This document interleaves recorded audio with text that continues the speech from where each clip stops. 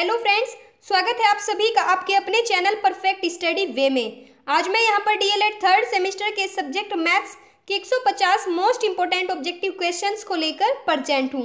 ये इन क्वेश्चंस का पार्ट 4 है। अगर आपने इससे पहले के वीडियोस नहीं देखे हैं तो डिस्क्रिप्शन में आपको लिंक मिल जाएगा, वहाँ से आप उन्हें देख सकते हैं। तो चलिए शुरू करते हैं। क्वेश्चन नंबर 61 है, 200 रुपये का 10% वार्षिक ब्याज की दर से 2 वर्ष का चक्रवृद्धि ब्याज होगा। तो मूलधन यहाँ पर दिया गया है 200 रुपये, दर दी गई है 10%, समय दिया हुआ है 2 वर्ष और चक्रवृद्धि ब्याज पूछा गया है। तो इसके लिए हमें पहले चक्रवृद्धि मिश्रधन निकालना होगा, क्योंकि चक्रवृद्धि ब्याज बराबर होता है मिश्रधन माइनस मूलधन। तो हमें चक्रवृद्धि ब्याज निकालने के लिए मिश्रधन की आवश्यकता होगी। तो यहाँ पर चक्रवृद्धि मिश्रधन का फॉर्मूला होगा मूलधन ब्रैकेट ऑफ 1 प्लस दर बटे 100 की होल पावर समय। तो जो वैल्यूज हमें दी गई हैं उनको फॉर्मूले में रख देंगे। मूलधन रख देंगे 200, 1 प्लस दर की वैल्यू थी 10 तो 10 लिख देंगे बटे 100 और समय यहाँ पर था 2 तो 2 लिख देंगे। अब इनको आगे सोल्व करेंगे। जब हम इनको आगे सोल्व करेंगे, ऊपर 10 से डिवाइड करेंगे तो यहाँ पर हमारा 1 आ जाएगा और यहाँ पर 10 से डिवाइड करेंगे तो हमारा 10 आ जाएगा। जब 1 की गुणा 10 के साथ करेंगे 10 होगा और जब उस 10 में ऊपर वाला ये 1 जोड़ेंगे तो 11 हो जाएगा। तो इसे लिख देंगे 200 गुणा 11, ऊपर 11 हुआ और नीचे 10 था तो 10 की होल पावर 2। 11 बटे 10 की पावर 2 है, इसका मतलब 11 बटे 10 को 2 बार लिखना है। तो लिख देंगे 11 बटे 10 गुणा 11 बटे 10 और गुणा में 200 ऐसा ही रहेगा।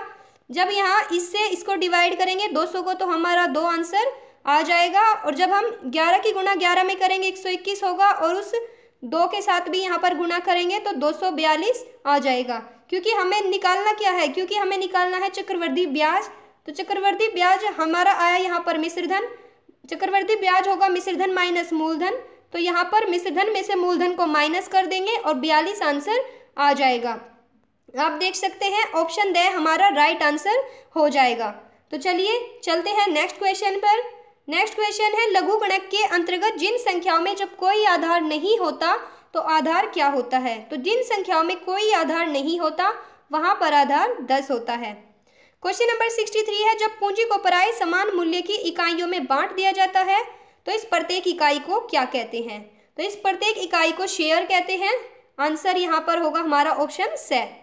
क्वेश्चन नंबर 64 है, यदि a बराबर ABCD और b बराबर XYA हो तो a इंटरसेक्शन b। तो a इंटरसेक्शन b की वैल्यू हमें निकालनी है।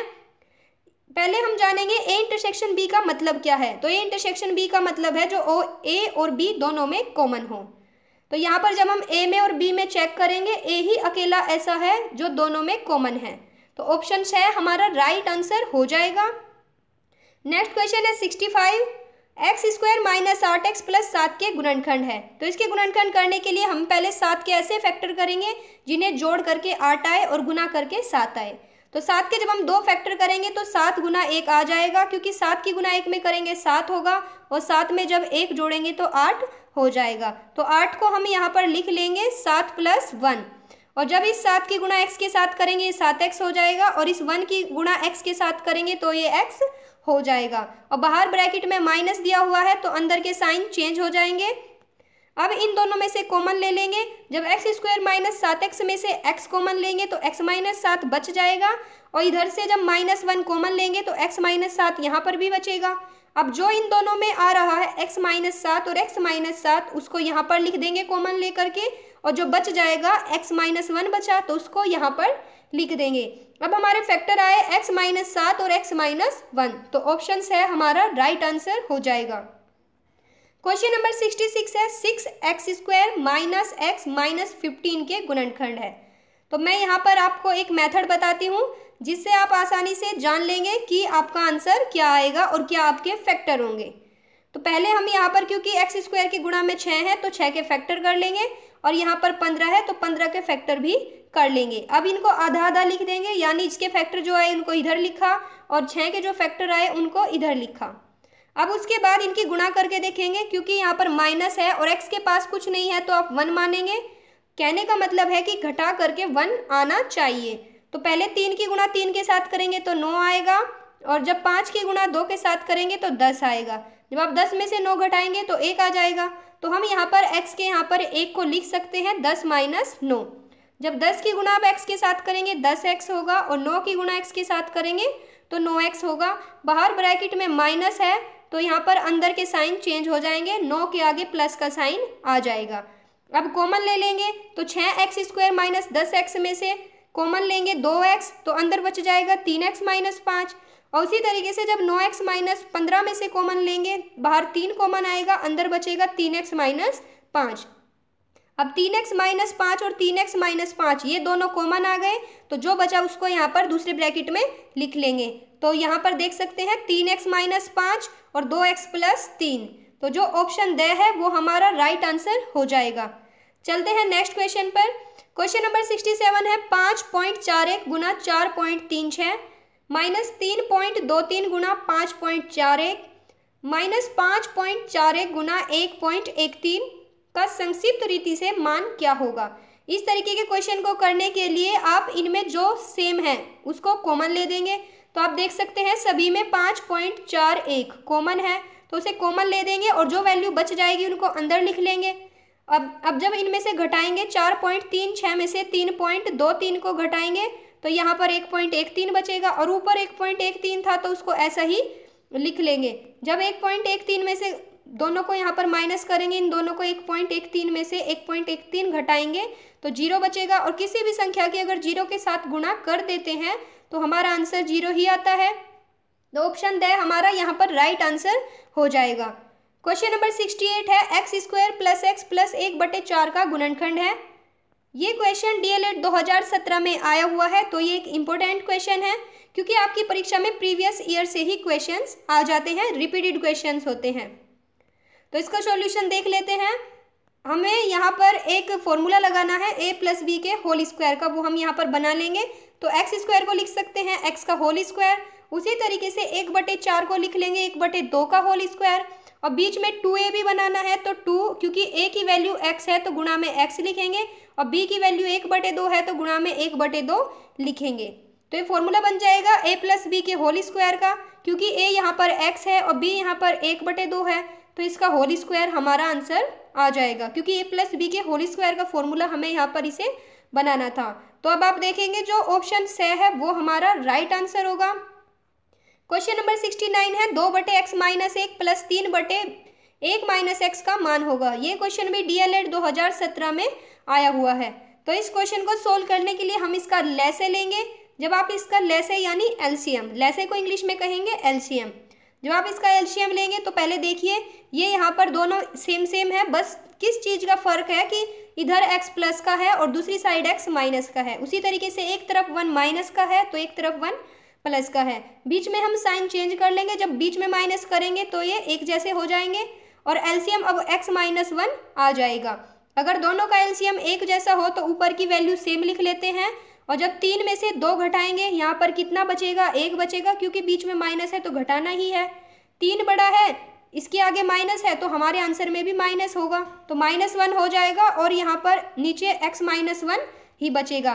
तो ऑप्शन द हमारा राइट आंसर हो जाएगा।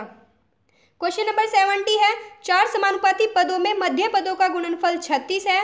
यदि बाह्य पदों में एक पद 3 हो तो दूसरा बाह्य पद होगा। तो इसके लिए हमें एक फॉर्मूला लगाना पड़ेगा जो आप जानते हैं कि बाह्य पदों का गुणनफल बराबर होता है मध्य पदों के गुणनफल के। तो 3, एक यहाँ पर एक बाह्य पद दिया हुआ है 3, उसको लिख लेंगे। अब दूसरा पद हमसे पूछा है तो उसको ऐसा ही लिखेंगे और मध्य पदों का गुणनफल कितना दिया हुआ है 36, तो हम यहाँ पर मध्य पदों का गुणनफल भी 36 लिख लेंगे। अब 3 यहाँ पर गुणा में है तो 36 के साइड जब जाएगा भाग में जाएगा और 3 से जब 36 को भाग करेंगे तो 12 आंसर आ जाएगा। तो आप ऑप्शन में देख सकते हैं ऑप्शन से हमारा राइट आंसर होगा। क्वेश्चन नंबर 71 है 3/4 का होल स्क्वायर गुणा 3/4 की होल पावर 10 भाग 3/4 की होल पावर 8 का मान है।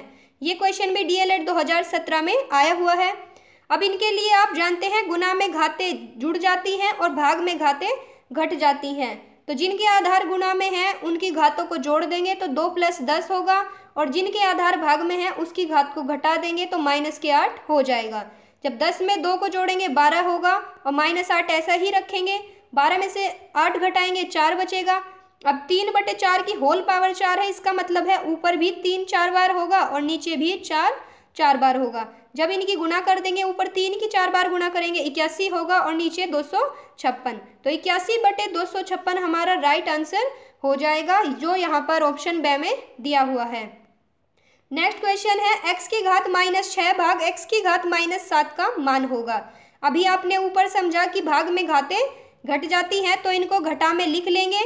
तो यहाँ पर लिख लेंगे x -6 और माइनस फिर -7 होगा, क्योंकि ये -7 भी यहाँ पर माइनस में है और -6 भी, तो हम दो चीज़ एक साथ नहीं लिख सकते, इसलिए -7 को ब्रैकेट में लिखेंगे। और भाग में घातें घट जाती हैं तो बीच में माइनस हुआ, और ये वाला माइनस और ये वाला माइनस प्लस हो जाएगा, तो यहाँ पर हो जाएगा -6 और +7। जब आप 7 में से 6 को घटाएंगे 1 बचेगा, क्योंकि 7 बड़ा है, इसके आगे प्लस है तो इसलिए प्लस का 1 बच जाएगा, जो ऑप्शन से है। ऑप्शन से हमारा राइट आंसर हो जाएगा। क्वेश्चन नंबर 73 है प्रथम 5 अभाज्य संख्याओं की माध्यिका है। तो पहले आपको जानना होगा प्रथम 5 अभाज्य संख्याएं कौन कौन सी है। तो यहाँ पर प्रथम 5 अभाज्य संख्याएं लिख दी हैं, 2, 3, 5, 7 और 11। अब n की वैल्यू है विषम संख्या, क्योंकि अगर सम होती तो फॉर्मूला अलग लगता है माध्यिका के लिए, और अगर विषम हो तो फॉर्मूला अलग लगता है। हमारा यहाँ पर n विषम संख्या है, तो इसलिए फॉर्मूला लगेगा n+1/2 tth term. tth term का मान है वा पद, जैसे आप बोल सकते हैं n+1/2 वे पद का मान। ये इंग्लिश में लिखा हुआ है, तो हिंदी में होगा वे पद का मान, इसका मतलब होगा वे पद का मान। n की वैल्यू 5 रख देंगे तो 5 + 1/2 tth टर्म हो जाएगा, और 5 में जब 1 जोड़ेंगे 6 होगा, और 6 से जब 6 को 2 से भाग करेंगे तो 3 आएगा, यानी तीसरी टर्म। तीसरी टर्म का मतलब है तीसरा पद। तो जब हम देखेंगे 5 संख्याएं दी हुई है, इसमें तीसरा पद कौन सा है, यहाँ पर 5 है, तो हमारा ऑप्शन से राइट आंसर हो जाएगा। नेक्स्ट क्वेश्चन है आंकड़ों 3, 4, 7, 9, 10, 13, 15 की माध्यिका होगी। माध्यिका निकालना आपको आना चाहिए। माध्यिका से रिलेटेड इंपॉर्टेंट क्वेश्चंस जरूर बनते हैं एग्जाम में। तो पहले हम, जैसे कि आपने अभी ऊपर समझा, n निकालते हैं, तो इनको गिन लेंगे। जब आप इन सभी वैल्यूज को गिनेंगे तो यहाँ पर ये 7 संख्याएं हैं, 7 वैल्यूज हैं, तो n बराबर 7 होगा, जो कि एक विषम है। तो पहले वाला ही फॉर्मूला लगा देंगे, माध्यिका बराबर होगा n+1/2 वे पद का मान। n की वैल्यू 7 रख देंगे, 7 + 1/2 वे पद का मान हो जाएगा, और जब 7 में 1 को जोड़ेंगे 8 होगा, 8/2 वे पद का मान। तो 2 से जब 8 को भाग करेंगे 4 आएगा, तो चौथे पद का मान जो होगा वही हमारा आंसर होगा। जब आप ऊपर देखेंगे चौथा पद कौन सा है, चौथा पद यहाँ पर है 9, क्योंकि जब आप गिनेंगे 1, 2, 3 और 4, तो चौथा पद 9 ही होगा, तो ऑप्शन बी हमारा राइट आंसर हो जाएगा। क्वेश्चन नंबर 75 है प्रथम 5 प्राकृतिक संख्याओं का समांतर माध्य क्या होगा। इसके लिए पहले आप 5 प्राकृतिक संख्याएं लिखेंगे, तो 5 पहली प्राकृतिक संख्याएं होगी 1, 2, 3, 4, 5, और समांतर माध्य का फॉर्मूला होता है कुल पदों का योग बटे पदों की संख्या। तो जब 1, 2, 3, 4, 5 इन सभी को जोड़ में लिखेंगे, और नीचे क्योंकि सभी संख्याएं जो हैं गिनने पर 5 है, नीचे 5 लिखेंगे, ऊपर जब जोड़ेंगे तो 15 आएगा, और नीचे 5 ऐसा ही रहेगा। 5 से 15 को भाग देंगे तो 3 आंसर आ जाएगा। तो अब आप ऑप्शन में देख सकते हैं, ऑप्शन डी हमारा राइट आंसर हो जाएगा। क्वेश्चन नंबर 76 है 10, 12, 19, 9, 13, 12, 8, 12, 12, 11, 17, 13 का बहुलक होगा। तो बहुलक याद रखिए, बहुलक होता क्या है, बहुलक उसे कहते हैं जो संख्या सबसे ज्यादा बार आई हो, वो हमारी बहुलक होगी। तो सबसे ज्यादा बार आप देख सकते हैं 12 यहाँ पर सबसे ज्यादा बार आया हुआ है, और कोई भी संख्या इतनी बार नहीं आई हुई, तो हमारा आंसर ए हो जाएगा। अब नेक्स्ट क्वेश्चन है यदि प्रेक्षणों की संख्या 13 तथा उसका माध्य 9 हो तो प्रेक्षणों का योगफल होगा। तो पहले फॉर्मूला देखिए आप, फॉर्मूला होता है माध्य बराबर प्रेक्षणों का योगफल बटे प्रेक्षणों की संख्या। तो प्रेक्षणों की संख्या दी हुई है 13, फॉर्मूले में लिख लेंगे, 13 लिख लिया। अब प्रेक्षणों का योगफल दिया हुआ है, क्यों नहीं दिया हुआ, क्योंकि यहाँ पर पूछा गया है, और माध्य दिया हुआ है 9, तो सारी यहाँ पर वैल्यूज लिख लेंगे। माध्य दिया हुआ था 9, उसको लिख लिया, योगफल नहीं दिया था, नीचे प्रेक्षणों की संख्या 13 लिख ली। अब 9 के नीचे 1 मान लेंगे और क्रॉस मल्टीप्लाई कर देंगे, तो जब 13 की गुणा 9 के साथ करेंगे 117 आएगा, और प्रेक्षणों का योगफल ये हो जाएगा। तो प्रेक्षणों का योगफल हमारा आया 117, तो जो ऑप्शन द है वो हमारा राइट आंसर हो जाएगा। क्वेश्चन नंबर 18 है एक घन का पृष्ठ 24 वर्ग सेंटीमीटर है, घन का आयतन होगा। तो घन के पृष्ठ के लिए पहले आपको उसका फॉर्मूला पता होना चाहिए। घन का पृष्ठ हो जाएगा 6a² और यहाँ पर पृष्ठ दिया हुआ है 24, तो उसे फॉर्मूले के बराबर में रख लेंगे। 6 इधर गुणा में है, उधर भाग में जाएगा। जब 6 से 24 को भाग करेंगे तो 4 आ जाएगा। और इधर ये स्क्वायर है ए स्क्वायर, जब दूसरी साइड 4 की साइड भेजेंगे तो रूट बनेगा, और जब 4 का रूट करेंगे तो 2 आंसर आएगा। अब 2 क्या आया यहाँ पर, 2 आई घन की भुजा। हमसे क्या पूछा गया है, घन का आयतन। तो पहले हम घन के आयतन का फॉर्मूला लिखेंगे। घन के आयतन का फॉर्मूला होगा ए क्यूब, जहाँ पर ए को हम भुजा कह सकते हैं क्योंकि भुजा का ही क्यूब है। अब भुजा थी हमारी ऊपर आई थी 2, तो 2 का क्यूब कर देंगे, और 2 का क्यूब का मतलब क्या है, 2 को 3 बार लिखेंगे। तो 2 दूनी 4 दूनी 8, हमारा आंसर 8 आ जाएगा। आप ऑप्शन में देख सकते हैं, ऑप्शन ए हमारा राइट आंसर हो जाएगा। क्वेश्चन नंबर 79 है, एक लंबवर्तीय बेलन की ऊंचाई 6 सेंटीमीटर तथा त्रिज्या 3 सेंटीमीटर हो तो बेलन का आयतन होगा। अब बेलन की ऊंचाई दी हुई है 6 सेंटीमीटर, त्रिज्या दी हुई है 3 सेंटीमीटर, अब बेलन का आयतन पूछा गया है। तो बेलन के आयतन का फॉर्मूला होगा पाई आर स्क्वायर एच।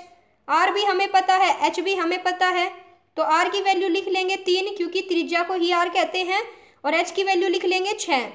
और 3 का स्क्वायर जब यहाँ पर करेंगे तो 9 आएगा, 6 ऐसा ही रहेगा, और जब 6 की गुना 9 के साथ करेंगे तो 54 आ जाएगा, पाई ऐसी ही रहेगी।